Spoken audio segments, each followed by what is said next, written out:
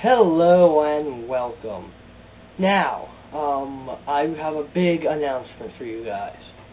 I have finally come up with a name for this.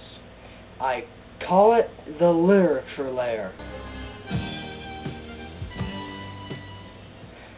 Okay, back to the matter at hand. As you can see, from the Delta Shield to the Pip, Spock ears, and my Kirk versus Picard shirt, bet you can tell I'm a fan of Star Trek. Now, Star Trek is one of the oldest science fiction franchises that is still running today. I mean, you have other ones that ended, like MST3K, Mystery Science Theater 3000. Great franchise, but it's over. They don't make any new things. I mean, you have riff tracks, but it's not Joel or Mike on the Satellite of Love with Tom, Gypsy, Crow, and Cambot. It's different. Now, however, Star Trek, and it's merchandising heaven. They've made countless things. Toys.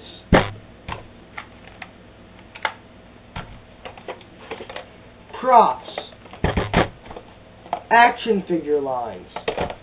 More props. Video games. MMORPG video games. This is the exclusive special version. Graphic novels, but you've already seen that. DVD sets. I know, not the best series, but the only DVD set I had on such short notice. They even have calendars. Yeah. And this is a really shitty calendar, too. But what they also have, books. Hardcover, softcover, short story, long story, novella, novel, anthologies, omnibuses. They have 1 million books. And I've read a lot of them, but the problem is I never bought one. I mostly got them from libraries because there aren't a lot of recently made Star Trek books that aren't used and cost a lot for shipping. I mean, I have the Quantum Leap books. You've seen those. Those cost a lot for shipping. So, but this book was published in 2012. This is actually the most recent book I have ever made. And on the debut of the name. Great, right? Okay, so we're going to get right into it. Right after the theme song, which is kind of new. It's just going to feature the new name in it. But be ready. And remember to come back to the Literature Lair.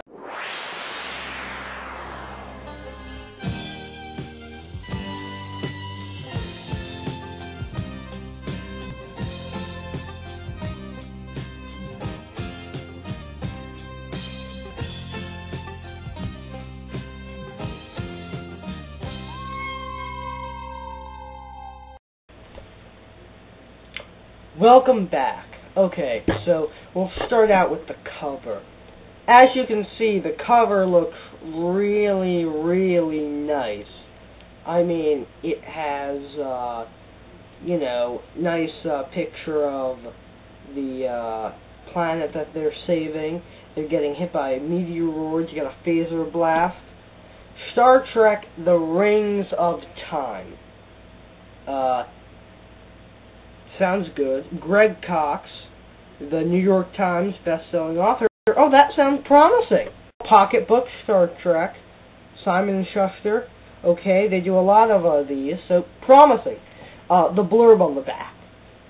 2020, the USS Lewis and Clark, under the command of Colonel Sean Christopher, sets off on humanity's first manned mission to Saturn. But the unexpected presence of a stowaway complicates the mission, as does a startling encounter with an alien probe. But when Colonel Christopher attempts to capture the probe, he suddenly finds himself transported across time and space to a future era of space exploration. Stardate 7103.4. The USS Enterprise responds to an urgent distress call from a mining colony orbiting Klondike 6, a ringed gas giant not unlike Saturn. For unknown reasons, the planet's rings are coming apart, threatening the safety of the colony and its inhabitants. Searching for a way to avert the disaster, James T. Kirk and his crew investigate a mysterious alien probe that just entered the system. But when the probe is beamed aboard, Kirk abruptly finds himself floating in space above Saturn, wearing an old-fashioned NASA spacesuit with the Enterprise nowhere in sight. 2 missions, 2 crew, and a time-twisting crisis that spans the centuries. Promising. Okay, so it starts out in 2020, June 28th, 2020 to be exact. So it's pretty good from the start. It's a mission to Saturn, so they are in there for a decent amount of time. I mean, this is before Zephyr Cochrane, so they don't have that much space exploration. They can only get in their own system. The Vulcans can go to any system they want. Well, so anyway, they keep going, and they find a stowaway by the name of Zoe Querez. So she's a stowaway, and she's not supposed to be there, and she has a blog and stuff. But it's weird because nobody was supposed to be able to get on. They had to make adjustments. They put her in prison. So it's a while into the future, and well, actually, a better metaphor for how long it transitions from chapter 1, from the chapter with the 2020 to the Enterprise. It's more like in the not too distant future.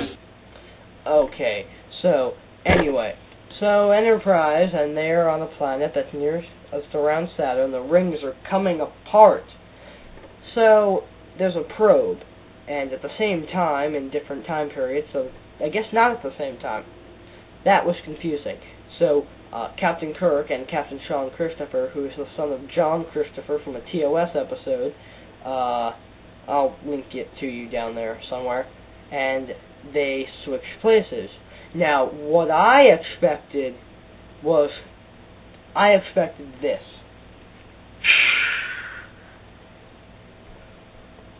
Holy hell, who the hell are you?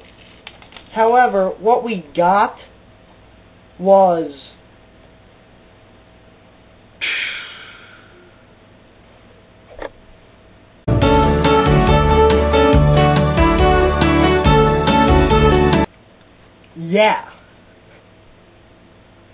Yeah, that's what you got. You got Quantum Leap. I mean, seriously, you got Quantum Leap. Okay, so anyway, they continue and they swap places, and so they have to adjust. They think Kirk went nuts, and Kirk has been hiding it well. That's because he didn't have the culture shock, since being in the future going into the past won't be weird. Going from the past into the future is weird, but shouldn't it be weird going into the past to the future and the future to the past? Whatever, I'm not here for a debate on psychology of future humans. After all, we know the humans in Star Trek evolved. Anyway, so Kirk adjusts pretty well until they find out that a terrorist group captured one of the person on the manned mission to Saturn, the USS Lewis and Clark, captured one of the chief scientist's daughter and is keeping her captive. Now, that wouldn't be a problem, except they're going to kill her unless he blows off the mission and forces them to turn back before they can conduct any more research.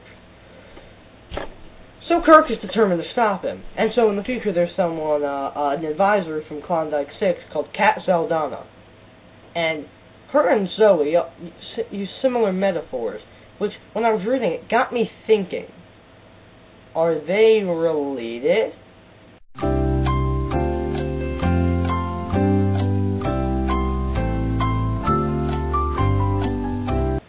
Or maybe are they the same person? Oh, that can't be. It's just a coincidence. Okay, so they keep going, and, well, Kat Zaldana and blah, blah, blah, they talk. They do a lot of talking in this book. And then, they get to the part where they're able to go back into the past after Sean Christopher gets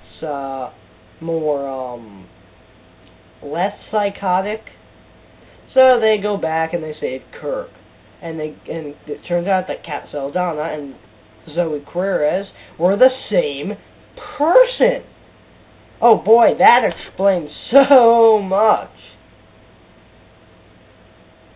No, it didn't. But whatever. And the book ends happily with Kirk and Co. going back to the future. And Sean Christopher and Co. staying in the past. Overall, great book. I give it a 10 out of 5. That's how good it is. I mean, it's a great Star Trek book, and I mean the cover gave it the full point, obviously. But I mean, it's such a story, and it kept me thinking. It really kept me thinking the whole time.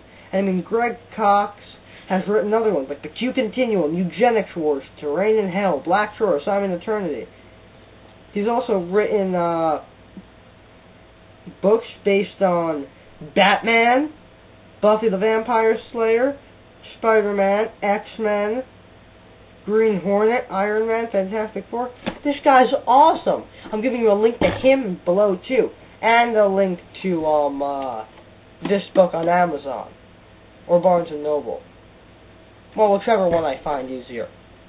So, I hope you enjoyed the review, and I hope that you enjoy Star Trek. If you don't, you have different tastes. But all I have to say now is thank you for tuning in to the Literary Lair. And come back next time where we'll discuss even better books. Now, I would do my normal over and out salute, or I could do my Rimmer salute, but I feel it's more natural for me to do the Live Long and Prosper salute. So, live long and prosper.